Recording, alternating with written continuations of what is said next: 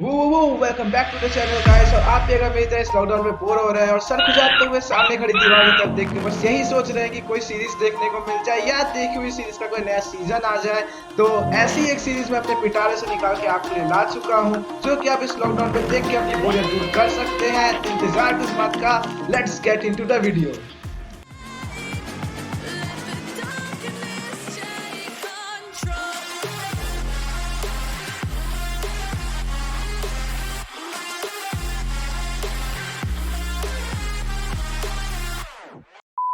Guys, अगर आपने भी कभी कोई मूवी या सीरीज देखने के बाद ये सपना देखा है कि मैं भी इस फैंटेसी वर्ल्ड में चला जाऊं या चली जाऊं, तो रीजीरो एनिमेसिस आपके इसी सपने को पिक्चराइज करती है। रीजीरो कहानी है एक आपके जैसे नॉर्मल कैरेक्टर नात्सुकी सुबारू की, जो कि दिन भर गेम खेलता है और चीजों को फैंटेसाइज करता है। अचानक से अपने आप को एक मैजिकल वर्ल्ड में पाता है। अब बीइंग एन फैंटेसाइजर वो चीजों को प्रिडिक्ट करता है कि उसके पास भी कोई मैजिक का पावर हो, बट टू हिज डिसअपॉइंटमेंट उसके पास कोई भी मैजिकल पावर नहीं रहती एक्सेप्ट वन। अब ये एक्सेप्ट वन क्या है वो तो आपको सीरीज देख के ही पता चलेगा। सीरीज में आगे वो हमारी फीमेल प्रोटैगनिस्ट एमिलिया से मिलता है, but shortly after meeting the character दोनों ही कैरेक्टर का ब्रूटली मर्डर कर दिया जाता है।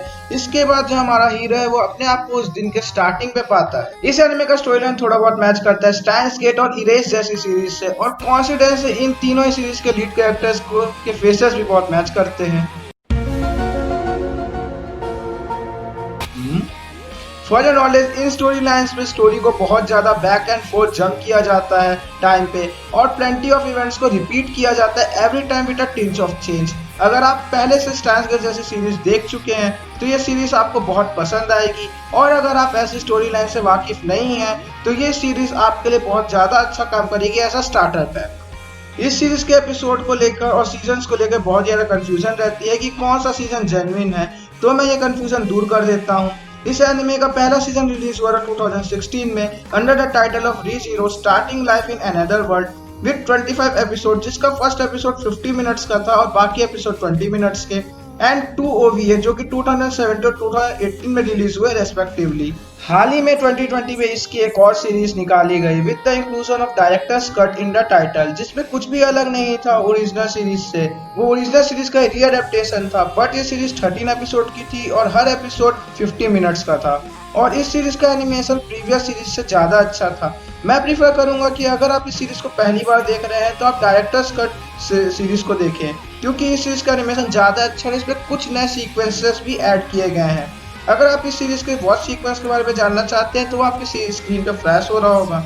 जितने भी रिलीजेस मैंने आपको बताए हैं उसके अलावा भी बहुत एडेप्टेशन है जो इस सीरीज के निकल चुके हैं, लेकिन वो ओरिजिनल स्टोरी पे बिल्कुल भी कंट्रीब्यूशन नहीं देते। ये सीरीज इस लॉकडाउन में देखने के लिए अच्छा इसलिए है क्योंकि इस सीरीज का सेकंड सीजन 8 जुलाई 2020 से एयर होना चालू हो चुका है, और जब तक आप इस सीरीज का फर्स्ट सीजन कंप्लीट करेंगे तब तक सेकंड सीजन के 2 से 3 एपिसोड एयर हो चुके होंगे। तो अगर आप किसी सीरीज को फॉलो अप करना चाहते हैं तो ये सीरीज वो सीरीज की जगह ले सकती है। आगे बात कर लेते हैं इस सीरीज के स्क्रीन प्ले और कैरेक्टर्स के बारे में। इस एनिमे का screen play full on cinematic story present करता है, from heroic entries to cute confessions, heartbreaking sequences, top notch battles and tear jerker climax. This series is ready to fulfil any demand of yours. और basically ये romance और emotional drama lovers को बहुत पसंद आएगी, क्योंकि इसके emotional scenes पे बहुत डीपली वर्क किया गया है, and you can actually feel the Arora of particular sequence in your mind. इसके साथ ही इस सीरीज में कैरेक्टर्स का अराइवल और डिपार्चर बहुत ही स्मूथ किया गया है। जितने स्मूथली साइड कैरेक्टर्स को इंट्रोड्यूस किया जाता है उतने स्मूथली साइड कैरेक्टर्स को डिपार्चर भी कर दिया जाता है, जिसके चलते इस सीरीज को मतलब एक टाइम पे 5 से 6 कैरेक्टर्स पे फोकस ना करके 1 से 2 मेन कैरेक्टर पे फोकस करने का और उनके रिलेशन को बिल्डअप करने का टाइम मिल जाता है।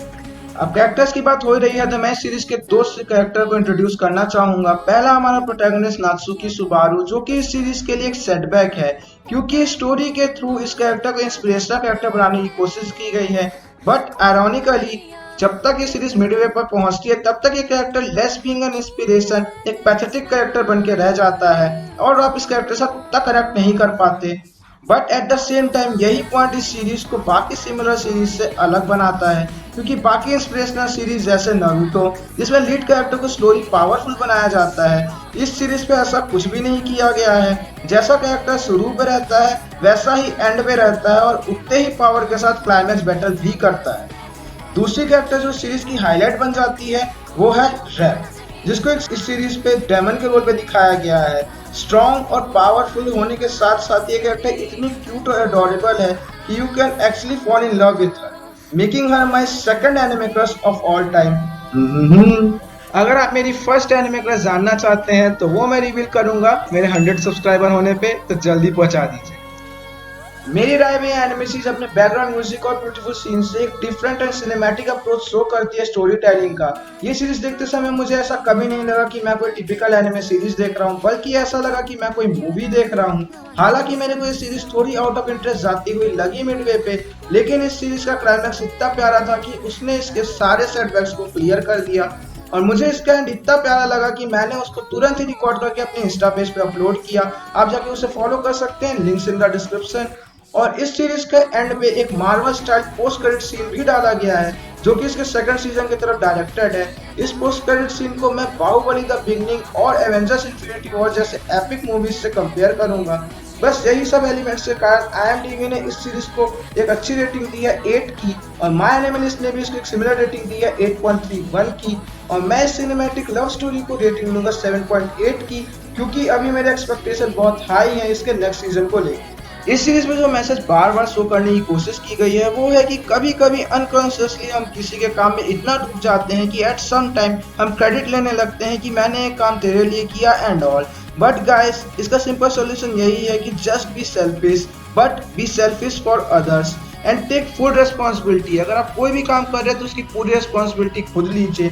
And if you truly care about someone, तब वो क्रेडिट से मतलब ही नहीं रहना चाहिए। आपका बस उस पर्टिकुलर पर्सन के वेलफेयर से मतलब रहना चाहिए। वो काम कैसे हो रहा है, क्यों हो रहा है, कौन कर रहा है, उसकी चिंता आपको नहीं करनी चाहिए, क्योंकि जो भी हो रहा है वो ऊपर वाला तो देख ही रहा है। बस गाइस, इसी कुछ अच्छे मैसेज के साथ इस वीडियो को एंड करते हैं। वीडियो पसंद आए तो वीडियो को लाइक करेगा, चैनल को सब्सक्राइब करेगा। आपको ऐसे ही कंटेंट आगे चाहिए तो कमेंट करके बताइएगा कि आपको कौन सा पार्ट अच्छा लगा और कौन सी सीरीज का आप रिव्यू चाहते हैं।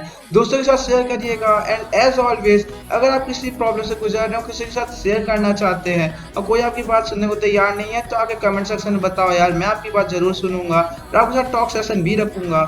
दुखी मत रहो यार, हंसते रहो, मुस्कुराते रहो, एनिमे देखते रहो और दूसरों की मदद करते रहो। मैं मिलूंगा आपसे अगली वीडियो पे, तब तक के लिए your ethical set by take a leave, peace out.